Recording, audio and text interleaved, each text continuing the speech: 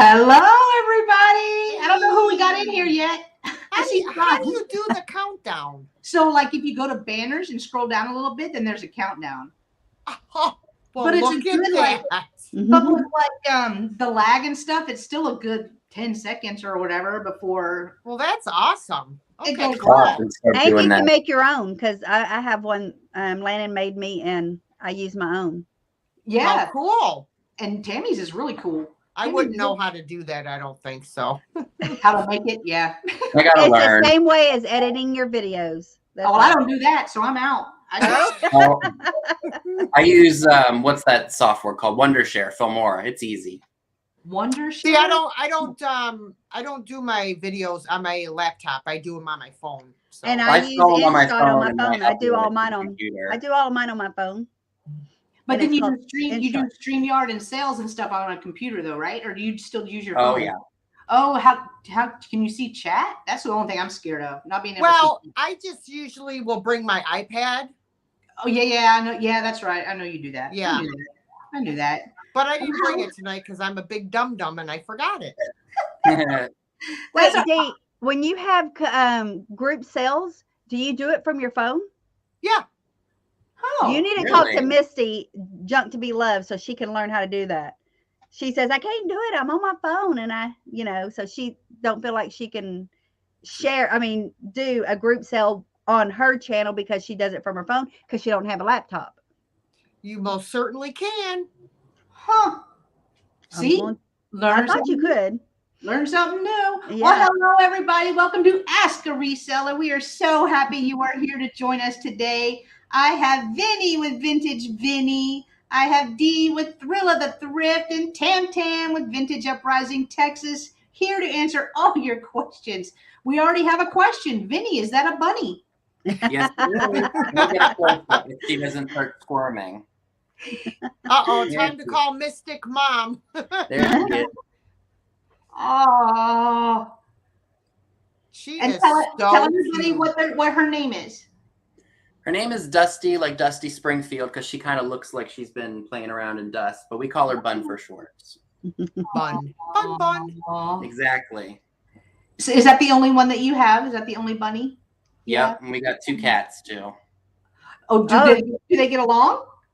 They do. They like to bat at her when she's hopping around, but other than that, no, they're not like vicious to her. Well, that's good. That's really good. That's cool. Well, hello, Bookie. Hello, Ancestral Beginnings. Hello, Kathy. Hi, Stitch It. Hi, everyone. Hello. I'm going to go get my iPad. Okay. I have my phone literally right next to me. Do you really? Hey, Sharon. Good to see you. Oh, the bunny's going to be the star of the show tonight, I feel like. Look at this bun. Hi, Mary. So good to see you. Hey, Mary. Hey, y'all. Hey, Book. There's a lot of people in here I don't know. Hey, Ancestry. I know her. I forgot her. I just learned her name last night, I think it was. And I done forgot. Yeah. Was it Mary? Now I can see you. I done forgot. Now Dee doesn't feel left out. She can see. Yes. I can see it, but it's not letting me comment because it says only channel subscribers for 1 minute. I subscribed last night. How is that possible? Oh, I do. I keep forgetting. I do have that set up. So if you guys, if someone is lurking and you are wanting to ask a question for any of us, I have it set up on my channel where you need to be subscribed for 1 minute. And the only reason why I do that is to keep the bots and the spammers and all of that stuff we don't need in the chat. So that's that's to keep you guys safe, and that's to keep us safe. Because if you accidentally click on something, I don't know where you're going to go. Down a rabbit hole. Speaking of rabbit. Hi, Sharon. Hi, Mary Dugan. Hi, Mary from Ancestral Beginnings. Penny Sue. Oh, thank you. Oh, thank you. Here. Aw. Yeah, but it's just a safety thing. Like, I've been doing that, I think, going on 2 months now. I'm like, I just learned about doing it when I did a sale with Thrifting Adventures. I had no idea you could do that, and it seems to be working. It does work. I have not had any problems with trolls ever since I started doing that. Was it a problem? I haven't done it yet. haven't had a problem in a while. You haven't terrible, but better safe than sorry. Mm-hmm. I haven't done it because I don't know how. I'll have to show you all how to. It's very easy, hard to explain, but easy to share how to do. Okay. Yeah, and it takes 2 seconds. But didn't you say you have to do it? Yeah, that's what I was gonna say. You have to do it every time. Yeah. So I just automatically do it whenever I set up a live. Just second nature now. Just because I haven't had an issue since, so I love it. Oh, I do too. Help before we drown. Need lots of stuff before we drown. Wait, need lots of help before we drown in stuff. Thrifting Anonymous, perhaps? Oh, no, you don't. Oh, no. Nice try. Bunny. Nice try. I want to go for a ride. I don't trust you in here. Sorry, I just don't. Too many cords. Next thing you know, we'll be live, and then the bunny will chew the power cord. She'll chew my webcam cord and it'll go black.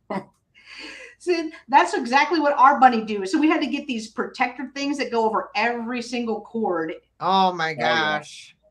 She already chewed a lamp cord. It would be like the cat in Christmas Vacation. Yeah. I love that movie too. That is so Poor cat. No. That is so true.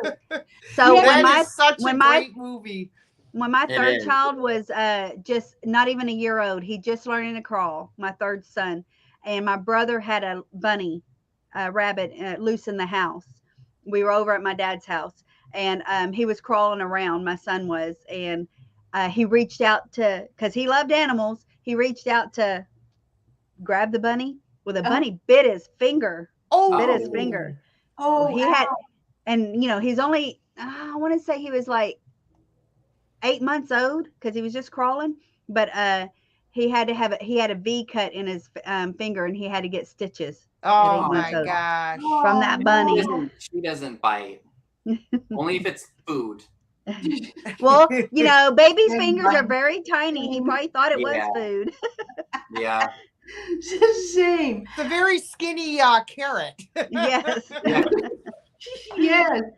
All right, so we are going to get started. If anybody has a question, please type it in the chat for any of us. If you have one question that you want all 4 of us to answer, then we will sorry, I thought I had my phone on silent. We will be more than happy to answer that. But I will go ahead and get us started with our first question, so that way it gets the ball rolling. And Kathy has our first question, because that is what I was going to ask, actually. That's crazy, Kathy. Okay, so the first question, how long have you guys and gals been reselling? So let's go with Tammy first, because she's right there. I want to say I've been reselling for, I want to say like 6 years. Ooh. Around 6 years, probably 6-7 years. Because I've done booths, and I've been doing online, but I've only been doing YouTube. I just made my 1 year mark last month. Aww. So I've been doing it for a little while. Which do you like better? Do you like the live sales better, or do you like eBay and Macari and other online? Okay, what do I like better? Let's say, what is easier? YouTube's easier. Show and tell, and put it away. But on a booth, probably even more easier, because you just throw it in there. Make it pretty, set it up. Yeah. But listing online is a lot of work. That is a lot of work, because you got to give details. You got to weigh it. You got to be prepared what it's going to ship, how much it's going to weigh to ship. You got to do all that, and descriptions and measurements, all that. It's a lot more work. Mm-hmm. It's easier to say it than type it all up. But here it is, $3. Exactly. And you don't have to wait 4 or 5 days for an auction to end either. Right. But it's you got your pros and cons to doing it on live and doing it online. I mean, I think your best money to get for your item is going to be listing it and sitting and waiting for it to sell. And then you have your quick sales on YouTube, and your booth. I don't know. That's always iffy there. It depends on how much traffic they have coming through. So. And even then, the traffic probably isn't very consistent from weekend, right? So it's like one weekend you may make $100, next weekend you may make $3 or something. That's what scares me. That's why I haven't done it. I'm like, traffic and location of your booth, so that's true. How about you, Miss D? Well, I guess I've been reselling like full time for going on 4 years. I have sold things in the past, like on eBay and Mercari, but it was like sporadic. It wasn't like a regular thing. I never had a booth. I had thought about it a couple times, but the closest place is probably like a 20-minute drive, which isn't bad. But they never have openings. Like the people that are there have been there for years and they're not going anywhere anytime soon. Right. So, yeah. And so I basically just do eBay and YouTube sales. Oh, okay. That's cool. And my YouTube, it's been, let's see, I started in 2020. So it's going to be, I stopped my very first, I think it was my first or my second sale. I did. And then I caught COVID and was sick. So that was in 2020. So I just made my year this month. Oh, wow. Selling on YouTube, I believe. I think it was a year. No, 2 years. Oh, okay. You're doing it longer than me. Yeah. I can't add either. But you had a channel much longer. Yeah, my channel, I think, is going to be 4 years. I think. So what was your channel before you started selling then? Just like haul stuff or? Yeah. Shop alongs, haul videos, basically. Stuff I'm still doing. Also, I did like craft videos. So I did a few furniture upcycling videos. Oh, cool. So. Nice. And you are really crafty. I love that. and I admire it because I couldn't do it. To see, so it's more of a relaxation thing for me. Oh, yeah. Okay. How about you, Vinny? I've had my channel since 2013 after I got out of high school, so almost 10 years. Wow. Have you been doing live sales all 10 years? Oh no, definitely not. Okay. That I started, I think, in 2020 as well, so for just about 2 years. But I've been selling since I was 16. Look at the little entrepreneur down there. So 11 years now, huh, Vin? 11 years. Almost 11. Nice. That's scary. Yeah. Nice. Well, we have another question. Are booths expensive? It probably depends on location and location, I would say. For sure. Stuff like that. Because so they charge you a booth rent, right? And then do you get charged from what sells too? You get charged. You probably get charged. There's some places that would charge you a flat fee for a booth for a certain size. Some will do a square footage. So, like $5 a square foot or something like that, But yes, a lot of them will charge you you pay rent and then you pay a 10% at the end. So they say that's to cover the credit card charges and stuff like that. But there are some, because they're fighting for people to come do booths that aren't charging that 10%. Yeah. Because sometimes I wonder, why am I paying this 10% when, I'm already paying you rent? But right. They got it with those credit cards because a lot of people use them. Mm-hmm. Oh, absolutely. I mean, I haven't written a check. in 15 years. I just started writing checks when we got our new phones. Oh, really? Because we don't have the bank that my mom has, and that's where it goes. So I just write her a check every month for the phone bill. And that's the only time I ever write them. So it's hard to say how much booths are. It depends really on your area. Yeah, that's true. How did you pick did you come up with your channel name? Start with UTM. My son made it. I don't know where he got it. My oldest son, my oldest son who he designs my shirts, all my graphics. He's the one that puts does my movie intros that you see at the beginning of my videos, and before we start our sale, we just started doing that one. But he does that because he's a movie maker, a graph kind of designer, but yet he's a cop. He's very crafty, and he is also stress relief. Yes. And I swear, the boy can draw. I can say, hey, I need a logo for this and this. He'll just pop it out. He'll sit there on his phone. He does it from his phone. He'll sit there and do it on his phone and send it to me. I mean, he's really quick. I need him to. He's even draw out drawings for me because I do quilts. I was making a quilt for my daughter-in-law, and I was doing Alice in Wonderland, and he came out with his black marker that I just taped all this paper together because I need a big design. And he picks up the black marker, takes it off, and I'm like, I need do it in pencil. I'm not retaping all this stuff back together. I got this. That boy just whipped it up. Do. And I was like, oh, he makes me so bad. He just did it, but he's very good at that. But he came up with Vintage Uprising. I don't know where or how he came up with it, but when I did it, somebody already had it, so I had to put the TX on it. Oh, so all right. It was out there somewhere. How did you know? Did you just Google it to see if it was because when I wanted to make my Instagram account, and because everything's under that, I found one. So it came up. Oh, gotcha. How about you, Dee?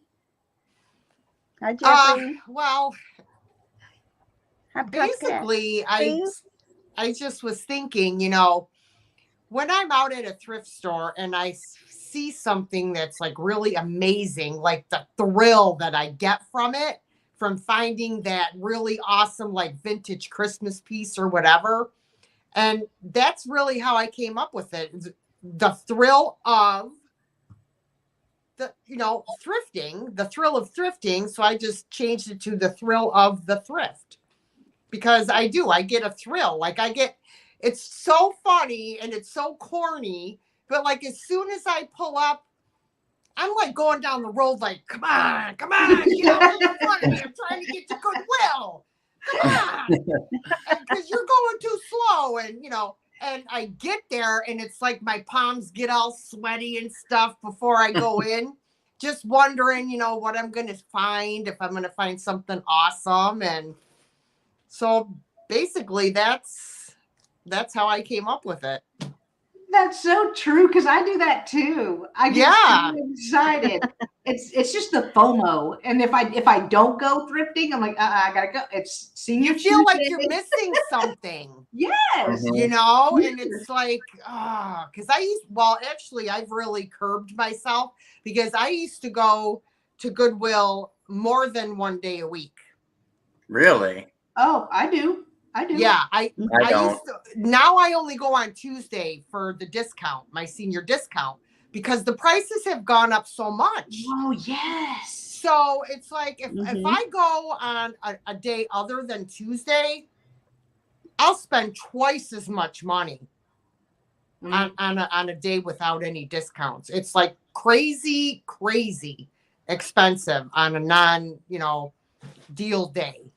But you never know what you're going to get. That's why, it's different every day. New stuff gets put out. That's the only reason why I go more than once a week is because one day I went, and it was just random because I was over there. So I was like, I was over there for a doctor's appointment. I was like, I'm just going to stop in real quick.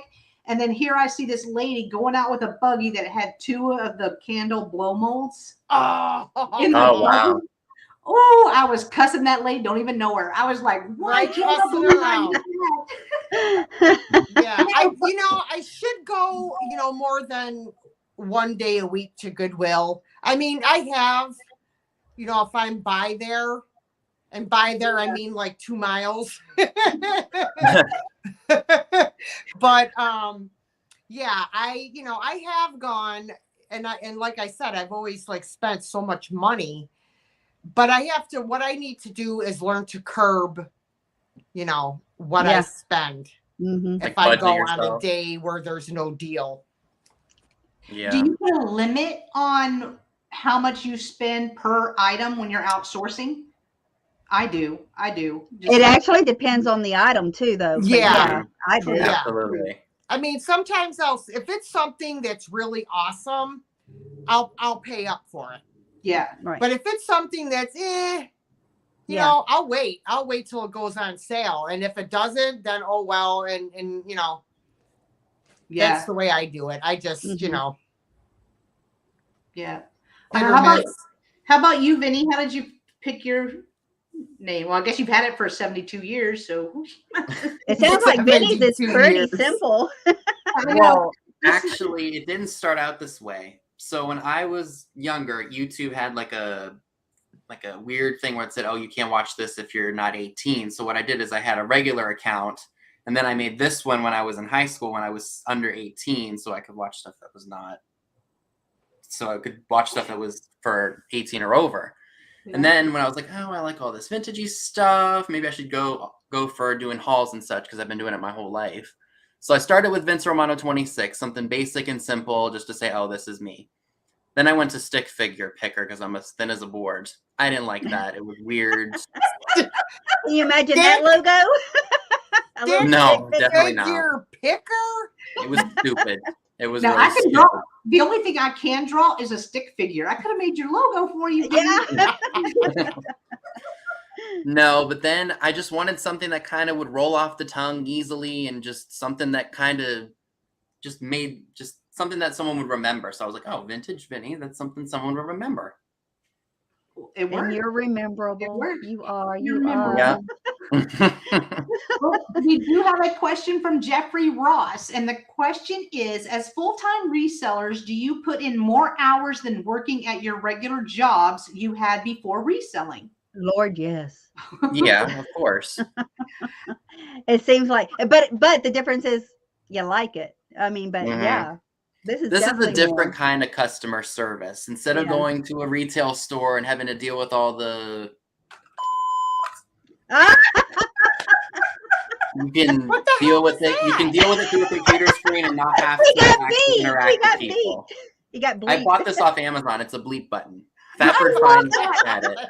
I love that so much. I love so you don't have to deal with all day, but you're on your own. You can stress out and vent and not have to worry about another customer hearing about it. That is true. Well, I know, Vinny, you still work, right? You work full-time. I do. I scaled back my hours once the new year hit because after COVID and everybody getting all this money and our store being absolutely insane, I was done. I was so exhausted, and I would thrift to, feed like a fix. And so I'd pile up stuff, or stuff would just keep accumulating, and I wouldn't do sales every week because I would just be too tired. But now that I've cut back and I have a set schedule, I can do the sales and prep for them. Granted, Monday, Tuesday, Wednesday are hard because I'm working 8 hours, but I still make myself do what I have to do. But I'm not as stressed as I was. Well, for me as a new reseller, and I say new because I've only been doing this like 7 months, I still work. I work 9 to 5, Monday through Friday, do sales, go thrifting, and I kind of overdid it. Because you try to do as much stuff as you can just to get your name out there, right? Just to start getting a following and doing all of that. And I burnt myself out. But I took 2 days off this week and went to Arkansas to visit my nephew who's in college there. And he had a thing at his college. And while I was there, I was like, I'm not thinking about YouTube. I'm not thinking about, oh my gosh, what video am I going to do next? Oh my gosh, I only uploaded 4 videos this week. What am I going to do? Everyone's going to unsubscribe because I didn't upload 5 videos this week. But it's a lot of pressure. And I work 10 times harder at YouTube than I do my real job. And I'm a professional in my real life, But I felt like I had to do that. I had to put all of this stuff out there so that people would keep coming back. And it's a lot. I did have fun with you, Christine. That's my sister. But you just can't keep burning the candle at both ends and expect, something. This is much easier for me. Oh, is it? Than when I was working, because my job, it wasn't really a physical job. It was a mental job. When you're working with the elderly that have dementia, Alzheimer's, schizophrenia, bipolar, you name it, it's very, very overwhelming mind-wise. It really, and then of course you deal with when they die and mounds and mounds and mounds of paperwork. The reprieve from the paperwork was actually doing the activity with the resident. That was the fun part.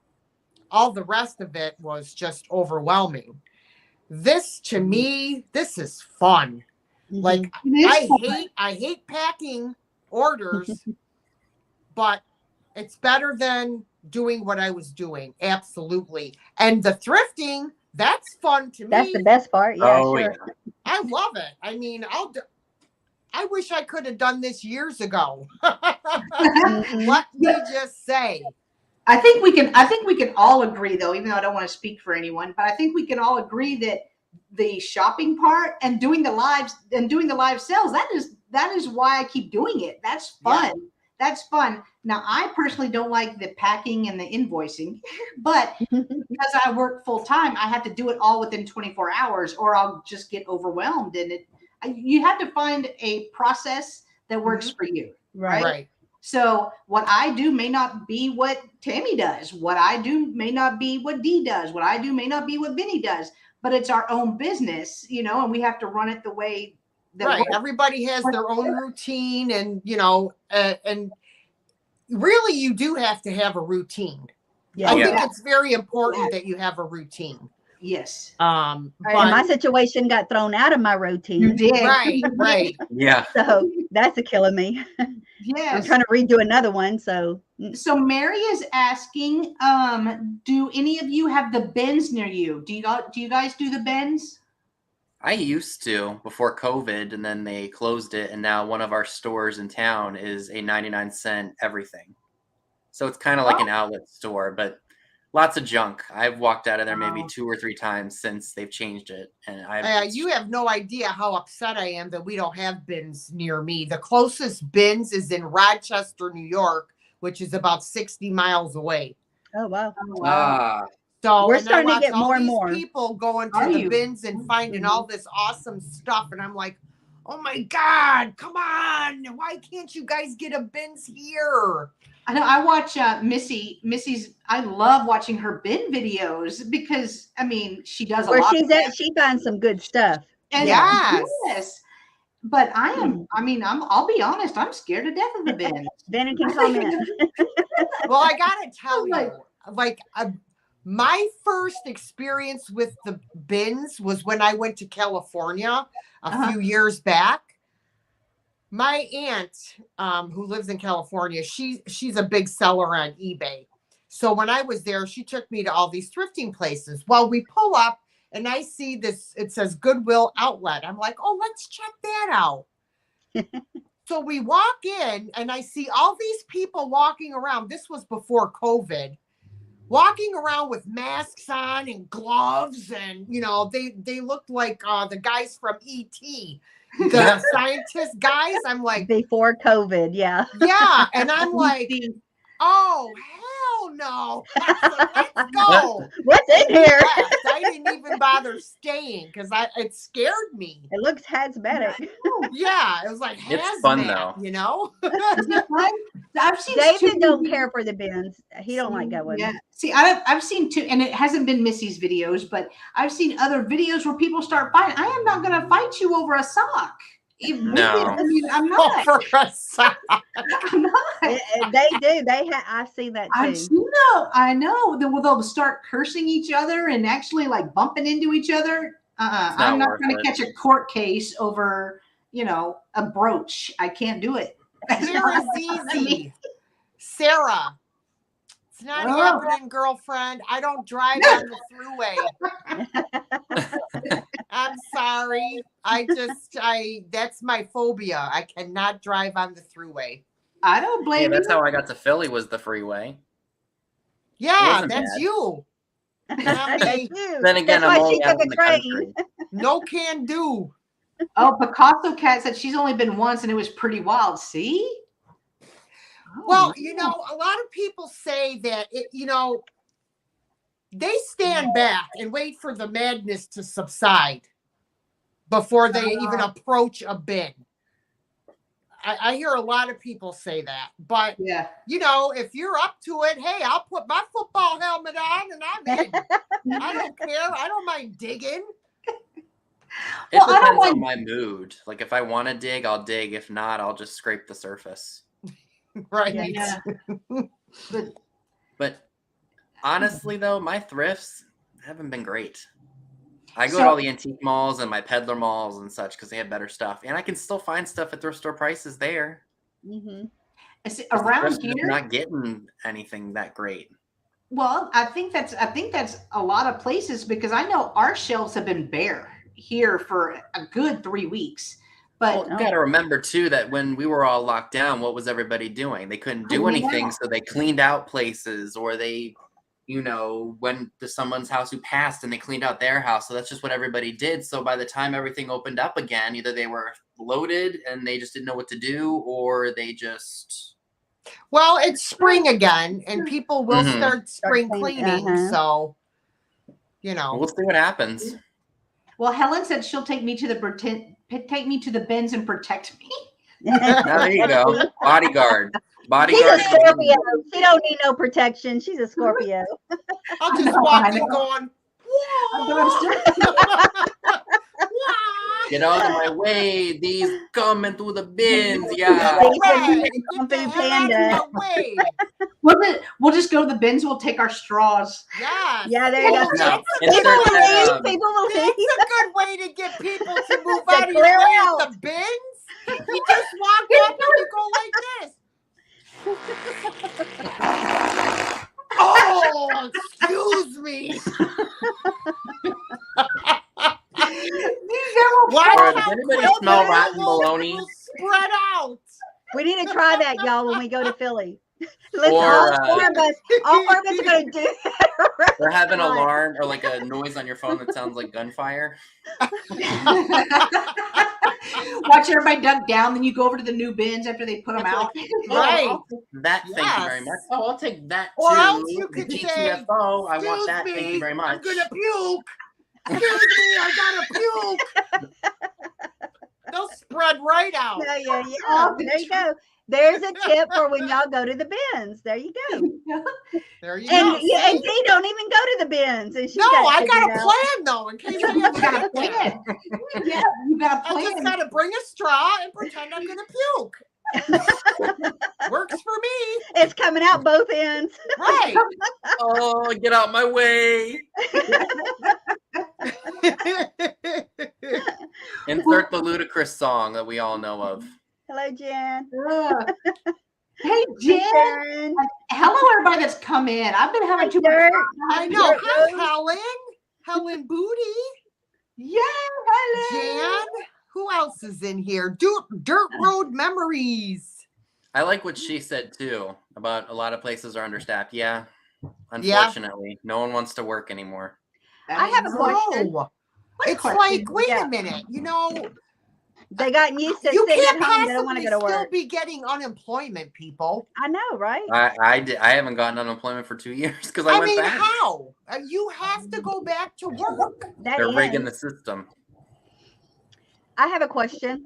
Yes. How I got an idea how Vinny, because you were raised in this, and Jen, I'm just clueless about. But how did y'all get started in doing this? Being a reseller of vintage items. And I say I'm clueless about her is because she don't collect nothing. Look at her, y'all. I have one Look collection. behind her. I have Yes, multiple one collection. collections. I have one collection. No, my aunt has run estate sales 50. I mean, she's 80 something years old. She still does it, but that didn't. Wow. Really, You're gonna take over her business, aren't you? Well, no. No. I would love to do estate sales. That didn't really. I didn't think too much about that, right? Because it's not. I don't like go to all of her estate sales or anything like that. But I was watching a YouTube, and I watched several times, watched a couple of different channels, and I was thinking, I was like, I could do that. And that's how I do everything in life. I jump right in, right? I'm just like, all right, you never know till you try. So I just jumped right in and been doing it ever since. So, I mean, there was no rhyme or reason. And I only have one collection. I collect Fenton hobnail, and it's very specific. So it has to be the rounded hobnail, not the pointy, not the diamond. It's very specific, but that's my only collection because I think it's pretty. And I can get it cheap because nobody likes milk glass. So, so I find it cheap. Well, I always loved, I mean, I went with my mom and my grandma to like estate sales and stuff like that when I was little. And then, you know, it's funny because I used to pick on my brother for buying his clothes at the Salvation Army. Like, my, how the tables have turned. He called it, what do you call it? Salvation Armani. That's what he called it. Oh, all right. I like that. I like that. Salvation Armani. Salvation Armani. Salvation Armani. That's it. You got a brother Luigi? No, Mario. I always enjoyed like garage sales and stuff like that. Especially if I was looking for something in particular, I would go to see if I could find it at the thrift stores. But then I started buying things for myself at the thrift stores, and that happened almost 5 years ago now. It'll be 5 years next month that I quit smoking. Oh, yeah. And unfortunately, I got fat and couldn't fit in my clothes. And so I'm like, well, I'm not buying brand new clothes because I plan on losing this weight. So I said, I'm just going to go to the thrift stores and get clothes. And that started me regularly going back to the thrift stores and the yard sales and stuff like that. And then my daughter had a YouTube channel, and I'm like, you know what? I could do a YouTube channel too that has to do with thrifting. And she helped me get started. Oh, what's her YouTube channel? What does she do? She's not doing it anymore, but it used to be a Disney. It was all Disney YouTube. Cool. Yeah. Nice. So. Christina introduced thrift stores to you, she said. What's that? Oh, my sister. I introduced thrift stores to Jen. Oh. Did. Me and hubby used to go all the time. I'm thinking I got her in the bug because we hit 7 thrift stores, a Goodwill, a Salvation Army, and 2 mini malls in one day while we were in. Wow. That's some shopping. Well, you got to beat the clock. That's what me and David do. You skim through it. If you don't see nothing that catches your eye, got to go because we got a time limit. Everything closes at 5. Yeah. You know, we don't eat until after 5. You know, we don't take lunch break. That's me. You know what I love though? I'm so used to going by myself because my husband, he won't go. You know, he won't do that. He won't do that. But with my sister and her husband, when we went shopping in Arkansas, I had 3 sets of eyes on stuff. So they were bringing me stuff. That helps. This. I'm like, no, that won't sell. Take it back. So we have another question from Miss Helen. If you had one piece of advice for someone just starting reselling / YouTube, what would it be? I think the most important thing is be yourself. This is called YouTube, not be what everybody else wants you to be too. That's true. That is very good advice. That's a good one. That's awesome. awesome That's a very advice. good one. Because if you're not authentic and you're not yourself, I mean, you They'll can see only, right through you. Absolutely. There's no way you could keep it up.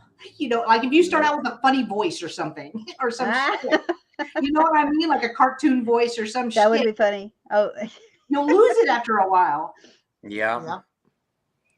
Well, my advice would be, and I was going to say this to Jen when she was talking about burning herself out. Yeah. Do not let your life revolve around YouTube.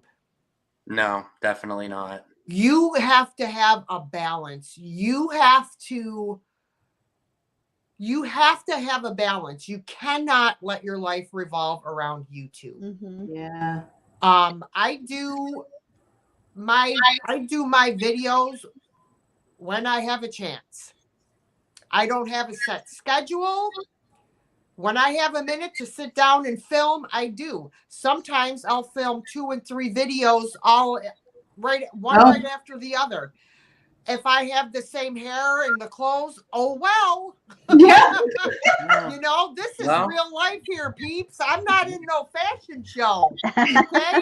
I'm just doing it when I can do it. That is my advice. And also, a lot of people are so afraid to get in front of a camera. Yeah. And I tell everyone, pretend you're sitting at the table with your girlfriends, having a cocktail or a cup of coffee and a donut, chewing the fat. Yeah, that's true. That's it. That's true. I don't even like me being in pictures, but I'm on YouTube 700 hours a week. It doesn't make sense. But, and I agree with Picasso Cat. Once you buy thrifted items, it's hard to buy new. So to a degree, yeah. I haven't been in a mall in I don't know how long. Oh my God. Me either. I don't even pre-COVID, I haven't been in a mall for a long time. I'll be like, I'm not paying that for That's how I am. That's how I was raised too. It's like mom and dad would always say, do you really want to go spend $20 on that toy, or do you want to go to a thrift store and find a bunch of things you like for next to nothing and still have money left over? Right. And I grew up on thrifted clothes too. So, I mean, this was back in the day when we buy storage units, there'd be a bunch of boys' clothes in there, like sweatshirts, nice name brand stuff that we didn't have to pay nothing for. We grew up on that. It was normal to me. I love you too, Helen. And if I do go to the mall, clearance is all I shop, or sales. I will not spend an arm and a leg on something. Yeah. Like, I'm not going to go to American Eagle and spend $50 on a pair of jeans. Oh, heck no. I mean, I'll go to Marshalls, I'll pay $20 for them because I have a discount. You'd find American Eagle at Goodwill. Right. Yeah. Or Lucky Brand or anything like that. Like, I will wait until it hits Marshalls, or I will go to the thrift store. And even with Marshalls, like, I'll pay $25 for, well, before my 10% discount, I'll pay $25 for a pair of Levi's.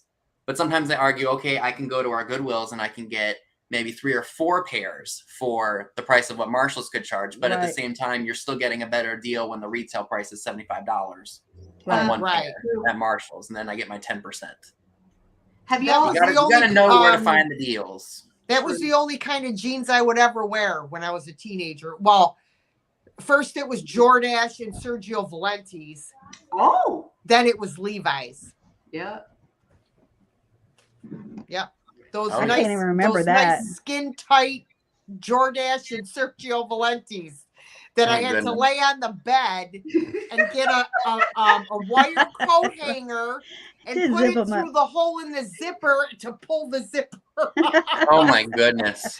Then you walked around like what's his Ralphie's brother in his oh goodness. Because they're so tight. Yeah.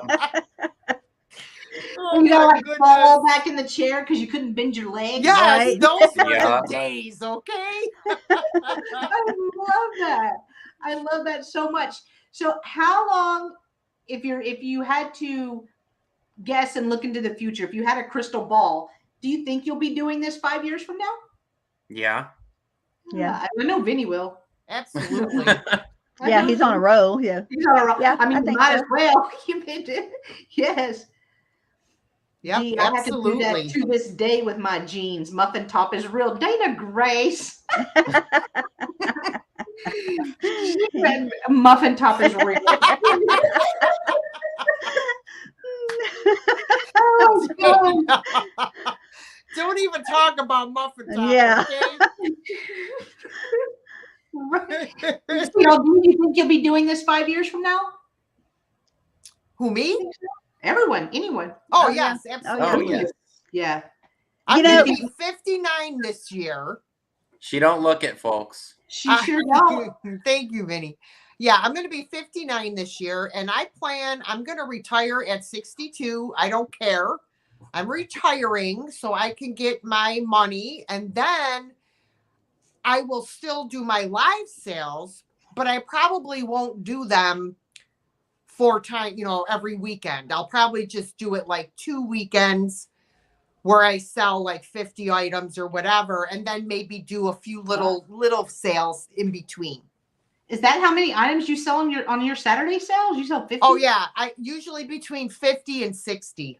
That's cray. So how many times do you go sourcing during the week? How many times do you Once. Wow, you find that much every time? Or you have a inventory She there? has an inventory. Yeah, I have the inventory. Oh, okay. But I mean, like, whoa. I mean, I was starting to run low. Mm-hmm. You got That's what happened after lockdown. Like literally, I sold a bunch of stuff. My eBay room was empty. Now it's full again. Yeah. Well, even with live sale stuff, because it's all in one place. Not good, but I'm doing sales every week. I go to Goodwill and I go to Salvation Army, but then I found Nikki's Treasures, which is right down the street from Fuller's. So I go to those 2 places as well. I like your Fuller's hauls, though. Oh man, I just uploaded a video from there today. Oh, did you? I haven't seen it. Massive quantities of Fenton hobnail. Look at Jen. Oh boy. Jen's eyeballs went doing, doing. Like golf balls. Say no more. Just send it on, D. Just send it on. Yeah, so I just uploaded that video today, and I keep getting all these flashes on my phone of comments from the video. But yeah, I did real well. Nice. So dang. Dana Gray, I still work full time, but live to resell on eBay to make extra money. The one thing I've learned is, for me, if I can't make $50 off an item, it's not worth my time. That took a while. Oh wow! I bet. Well, that's true, because you have to consider your time spent taking pictures, measurements, weighing, listing, packing supplies, and the cost of the items that you purchase. Yeah. Mm-hmm. So you don't want to go and list something that's worth like $10, because that's what you spent doing everything to get the item and put it up there. Yeah, that's true. That's right? Really true. I mean, we all know packing supplies are not cheap. No. So if any of y'all have, I know y'all have an overabundance of bubble wrap from buying from me. So if you want to just send it back, that would be great. I spend probably $150 a month just on packing supplies. Yeah, it's crazy. And I don't buy boxes. That's just tape and bubble wrap. Really? Yeah, use saran wrap. I do. That's so much better. I learned that trick from Dee when we were packing all her stuff up in the hotel. So much better than tape. Yeah. Yeah, I do that too, but you have to have the different. I haven't done this because I haven't done the saran wrap yet. Oh yeah, so so much better. I wrap an item, and I probably overwrap, because my very first live sale, I sold. Oh guys, I went back and watched my very first live sale. That's a mistake. Y'all don't do that. Don't watch mine either. It was horrible. I was like, how in the heck did these people buy from me? It was really dark. You couldn't see anything. Yeah, but we all have to learn. I know, but I was mortified. I was like, okay, well, but so I wrap it, depending on the item, I'll wrap it in small bubble wrap, then I'll wrap it in the saran wrap, and then I wrap it in bigger wrap. then it goes in the box protected with paper on the bottom and all that. So it's definitely overkill, because my first sale, I sold a milk glass pitcher and it didn't make it. Rest in peace, milk glass pitcher, because it was shattered. And that was a big learning experience. Oh yeah. I mean, you could be the best packer on the planet and things can still get broken. Oh yeah. But I did learn that if you're going to use the large bubble wrap, you always have to wrap with the small bubbles first. Yeah. Before you use the big bubble. Yeah. Well, luckily I haven't had anything else break since my very first sale and ship stuff out. But I mean, I wrap, you can throw that thing off this roof of your house now, no matter what. Oh, you're lucky, Picasso cat. I don't buy no kidding. my friends. Yeah, what? Nice. I need that hookup for real. I used to get the little air pillows from the nursing home. Oh, the girl that worked in shipping and receiving, she would save me like 4 or 5 bags up, and I would go pick them up. But the administrator had a fit one day because she had them in the room there. So he told her, you can't save them anymore. Oh, probably because it was for me and I quit. Yeah. You know what I've been getting? A lot of the packages that because I buy off of the other resellers and stuff. And a lot of the packages that I've been getting, those foam egg crate mattresses, it's pieces of that in the box instead of like bubble wrap and stuff. I don't know if it's cheaper to do that, but I thought it was interesting. I was like, oh, because I had a big Hazel Atlas uranium glass mixing bowl, and it had the little egg crate all around all 4 sides, and then just some paper in the middle. It arrives just safe. I was like, if I try to do that, it'd be 4 million pieces. That would scare the crap out of me. Yeah. Ship something like that. It arrives. I mean, I think I would have still wrapped it somewhere. Yeah. It amazes me how I get stuff from people on eBay.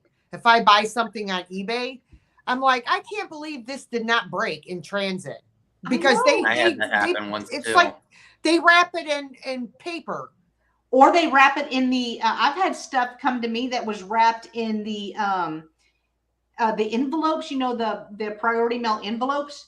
No bubble wrap, no nothing. It's wrapped in that. Just looks like it was crumbled up, put in a box, and then it made it. It made it. Yeah.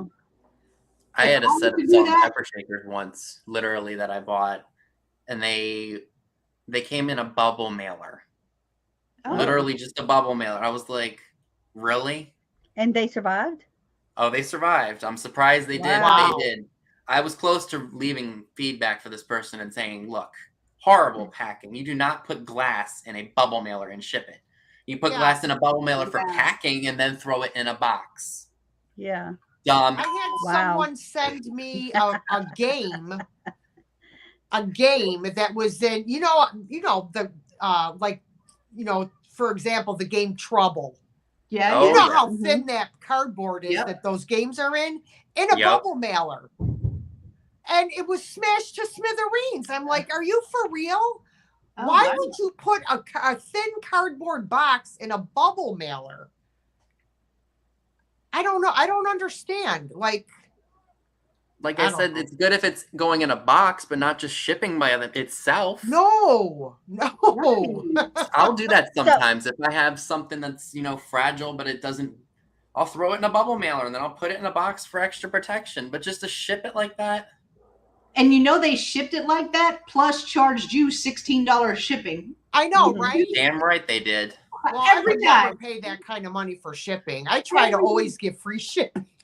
Y'all got to think, if you're packing something that you're going to, the guy that's picking it up is going to drop kick it to the front door, literally like a football or a soccer ball. I mean, I had a package I've gotten that looks like that. That literally, it was when I did that sale with Misty back in, what was that, January, February?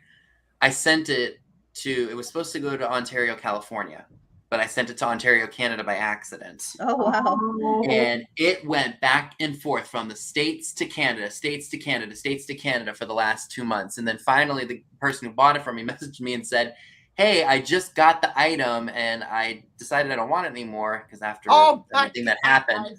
But he sent it back to me. So I have it now, and it was still, the box was beaten to hell. But the item was secure. Nothing wrong with it at all. So now I can resell it. But that was irritating. And I even called the Canadian mail service. I said, what are you guys doing? What is going on? Why is this? Ask if you guys have ever done this. Okay. I had a regular person to my live sales who bought some stuff. And I put it in, you know, the priority mail shoebox? Yeah. That you get them for free? Yeah. Okay, well, normally I use the 7x7 6 boxes. So if it's going to be first class, I wrap the box in brown paper so they don't know it's a priority box. Okay. Right. Yeah. So I mailed her stuff in that priority shoebox. And the first time I mailed it, it came back to me because they said she never picked it up. Okay. So I said, I will send it back to you, but you're going to have to pay the shipping. So I sent it back to her. Next thing you know, it comes back to me again. Weird. And I'm like, what the heck is going on? It was USPS ground label in a priority box. Oh. Oops. I didn't even think to wrap the box, so they didn't know it was a priority box. That's why they kept sending it back, sending it back or whatever. And so I emailed her because this went on for like a month and a half. It was something she ordered at Christmas time. Oh. So I emailed her and I apologized over and over that it was my fault. I didn't even realize what I had done with the box. And I refunded her the extra shipping that I charged her. I resent it to her and I paid the shipping and everything. Do you know that this woman obviously did not accept my apology? She sent me an envelope that had postage due on it that I had to pay. It was only like a couple dollars or whatever. I had to get it at the post office.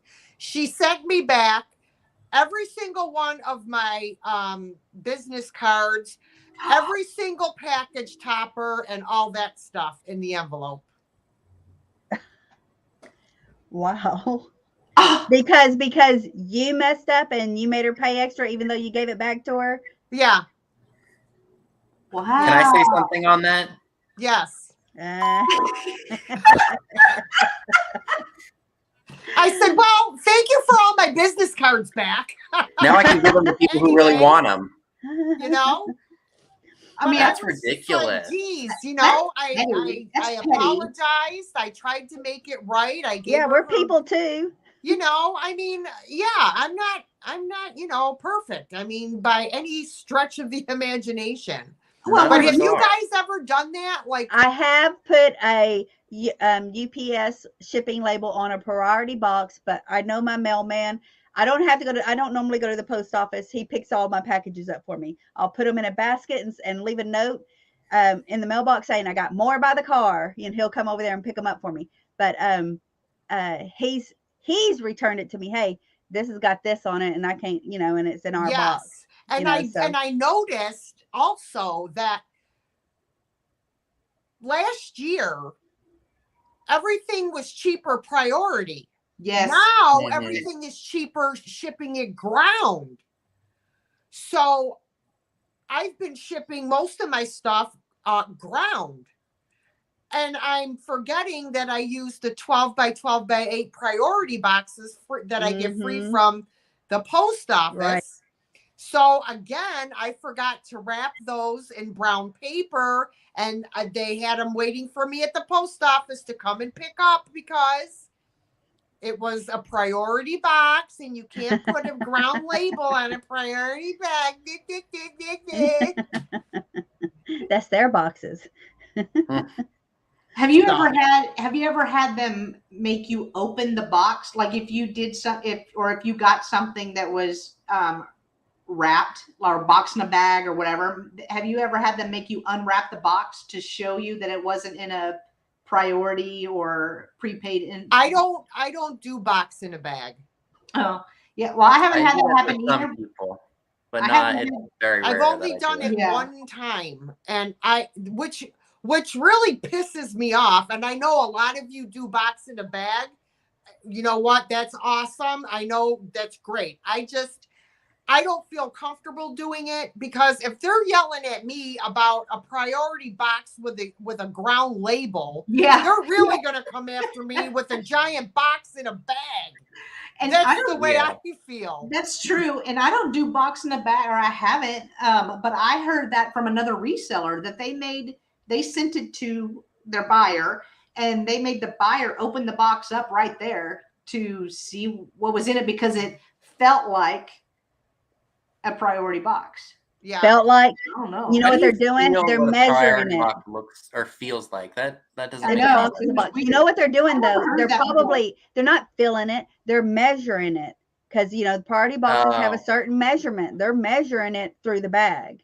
Yeah, but you can get the same size boxes from anywhere though. eBay, you reuse your eBay boxes But the trick to that, I'm just going to say the trick to that is, how you're stuffing it to, fill in the space. If it's, because you don't want to overpack it anyway. You just cut the edges, Frankenstein it just a little bit. You cut the edges to fold it in a little bit more. So the measurements are off. Oh, so it's like somebody physically measuring that, or does it go through a machine or something? I don't know how that works. I bet you somebody's sitting there measuring it. So we do have another question, and it is, do you all get a lot of non-payers? Not necessarily. I've had a couple. That's within the last few months. Other than that, I haven't. It's been a while since I had a non-payer, but eventually she paid. Well, I had one, and it was last week actually. And she wasn't a non-payer. It's just after she purchased from the live sale, and I did the invoice, sent her invoice.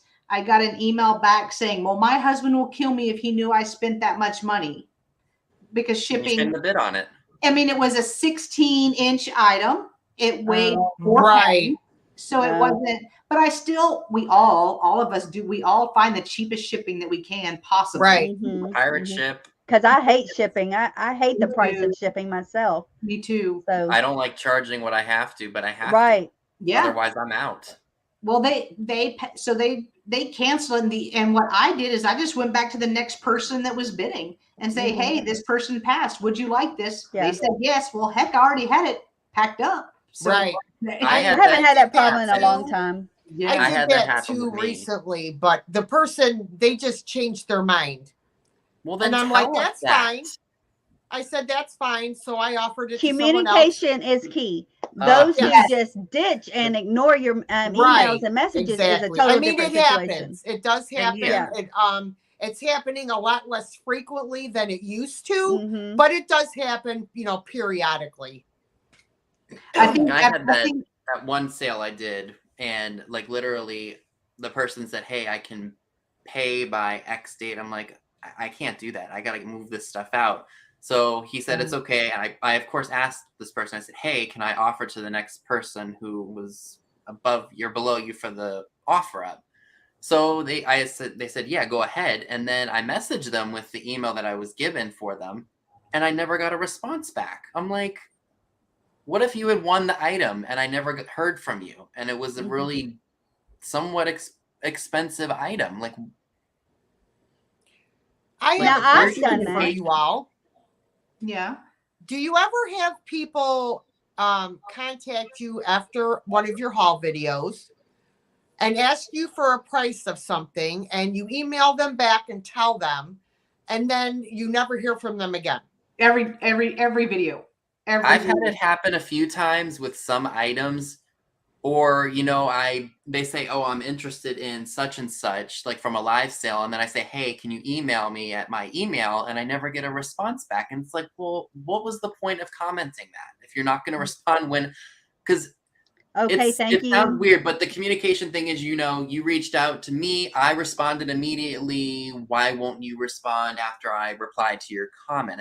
It's a back and forth situation of like, if you really want this, contact me back. If you don't really want it, why are you asking me about it? That's true. And it goes back to what Tammy just said. Communication is key. And that is true. Right. I assume that they didn't like the price, so they just don't say nothing at all. But just say, what? But then they say, okay, I'll say it's such and such, and I'll say, please let me know.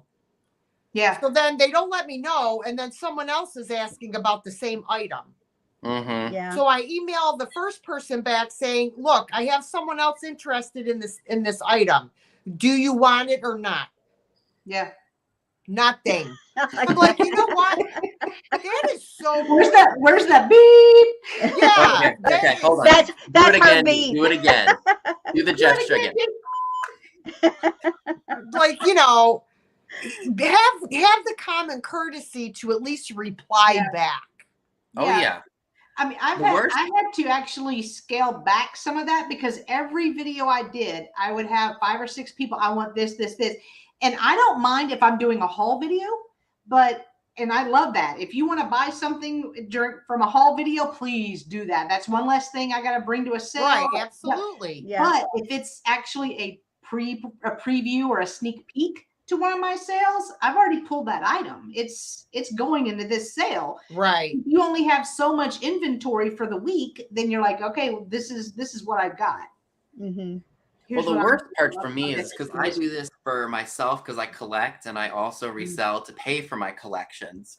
But, sometimes like I had someone email me about a fairy lamp that I had just picked up. And of course, it's one that I wanted for myself because I've got, I'll show you. It's not this one exactly, but what all do you collect? Santa. I found one in lime and I have one in milk glass now. Oh, I want the and someone messaged me about it and said, hey, so-and-so has been looking for this for so long. And I say, well, I don't really know what to ask for something like that because I offer that up at a sale. Mm-hmm. Because it's desirable. When it's desirable, I don't know what to put on it flat price-wise. That's why I offer it so that way people are able to that's what they want to pay. So something like that is tough to put a flat price on. If it's something that's like, like this dog here, for example, that's easy. That's like $7-8 for me. Yeah. It also depends on what I pay for the flat price I would give it is the lowest price you're willing to take for it. Oh yeah. Sometimes that works out, sometimes it doesn't, and it's okay because I buy for both eBay and the live sales. So if I pay $9.50 for something and it sells for $12, well, I bought an item that I just, I did research on and made sure that it was worth what I paid for it to make more on it. So it's win-win altogether. Right. Yeah. That's another thing we should mention. Research. Yes. That's what we're going to do. eBay, research you're finding before you purchase it, so it's not a waste of your time and money. That was going to be my next question. What do you guys do if you just have searched and searched every place you can search and you cannot find this item that you bought? Maybe it's a rarity. I don't know. It depends on it depends on how much it costs in the store. Like, here's the perfect example of this. I haven't hauled it yet. I found, and you guys know who Sally is, the Utz girl? Oh, yeah. So I found a doll from her the other day, like an actual doll, like a rag doll from the 80s. And, I didn't see any of them listed on eBay at all. Apparently the person wrote on the tag, oh, this is rare. And I bought it in Hanover where the Utz headquarters is. So I'm like, okay, this is interesting, unique, different. It's from the 80s. It's not as old as I'd like it to be, but it's still something I've never seen. So I looked it up. I saw a bunch of things on Worth Point and all that other thing, but I don't have Worth Point, so I couldn't look up the value, but I know it's hard to find. And Rare's thrown around a lot these days on everything. Yes. Like cornflower blue. Oh, that's rare. Pay $500. I have found items. Casserole. I have found items that are all over the map, from $8 to $88. I mean, oh yeah, all over the map. I'm like, okay, don't know what this is really worth then. Right. You got to take chances too, because sometimes you'll miss out, and all those things that you bought that were a chance, you learn from it. True.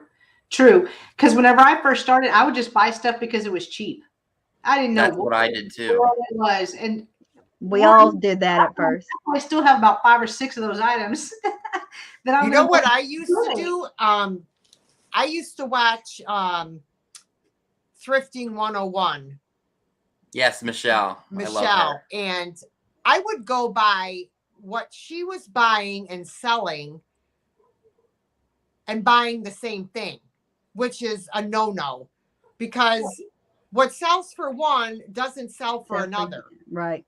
Absolutely. So I ended up with a bunch of that didn't sell. Well, and so you find definitely don't want to do that. You don't want to jump in and just buy everything. Right. You can't predict what people will buy anyway any particular day either. So Robert is asking a question. Hi, everyone. Enjoy all your channels. You are all pros.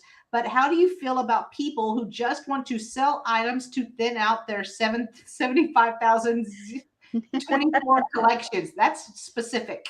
That's a specific number right there. What? That's how many collections I have. Are you talking about me? But that's Tammy. That's my collection. Now, I haven't sold any of my collection. I am guilty of that. We all buy stuff that we're attracted to. Like, you know, when I go out, if it catches my eye and it's inexpensive and I like it. That's how I shop.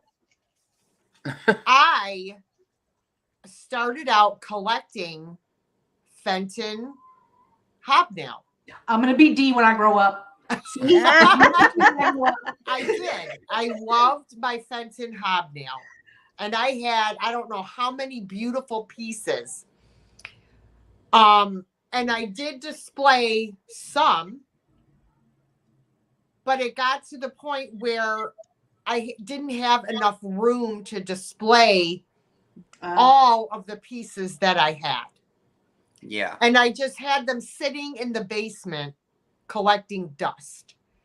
And I said, you know what? Why not sell it to someone else who will actually display it and enjoy it instead of it sitting in my basement? Yeah, that's true. And I got this much space. And when it's full and I find something new, I like it better, I replace it with one of those items and move it on, if that's the case. You know, I will literally rummage through all of the stuff that I have. I'm like, oh, that's cool. I found that. But because I don't have my own house yet, I have to store a lot of my collections and things that I have. So anytime I acquire things, I'm like, okay, it's time to go through some of this stuff. I'll be like, oh, that was fun to find. Oh, I have 3 of these. They're different. Which ones do you like better? Okay, keep this one. Get rid of these ones. And I do it all the time. So it's almost like part-time hoarding. This business, if you're a collector and a reseller, you have hoarding tendencies, but you're not one of those people that ends up on A&E or TLC, right? Because you can part with it. You learn to part with things, and you're not, letting bottles pile up or trash or other. That's actually how I got to reselling, is because honestly, I was thrifting through when we first got our home, is 20 something years ago, when we moved here. I was thrifting to furnish my house, and we remodeled our living room after 10 years or something. We decided to remodel, and he didn't want it foo-foo, so we're going to foo-foo, like too girly, but so we put a little man's touch, I guess you can say. I don't know. Yeah, no, not totally, but so we got the bug by doing that, and then getting more and more and more, and then it's full, and then we still go out. This would go, but now I have no room. I mean, that's how we got to reselling, is to get start selling some of the stuff that we were picking up for the house. See, I feel lucky because I don't have, a physical or any kind of emotional attachment to anything that I buy. That's what I'm saying. I can't believe you're a reseller. That's how you got into reselling when you don't collect anything. So that's easy. It's but easy. It is easy. That is a good thing he for likes you. to collect the moolah. Exactly. And Princess Carolina, she's the same way. My collection is green moolah. How you doing? You got $1? I do feel myself. $5 for you, D. $5.